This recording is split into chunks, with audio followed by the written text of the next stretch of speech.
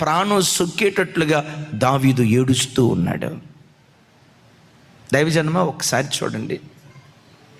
ఎప్పుడైనా నీ జీవితంలో ఒక వారం రోజుల పాటు బైబిల్ చదవకపోతే ఎప్పుడైనా కూర్చొని, దేవా వాక్యమనే నీళ్ళు మీ వాక్యాన్ని చదివి వారం రోజులు అవుతుందయ్యా, అంతకు మునుపు 2-3 అధ్యాయాలు 4-5 అధ్యాయాలు అట్లా చదువుకుంటా వెళ్ళేవాడిని అయ్యా, నాకేమైందో నాకు తెలీదు, నా ఆత్మీయ జీవితానికి ఏం సంభవించిందో నాకు తెలీదు, వాక్యం దగ్గర కూర్చోటానికి మనసు రావట్లేదయ్యా, ఒకవేళ బలవంతంగా చదవాలని కూర్చున్న 2-3 వచనాలు చదువుతానయ్యా, నిద్రమత్తు వస్తుందయ్యా, చదవటానికి మనసు రావట్లేదయ్యా, ఒకప్పుడు బాగా వాక్యం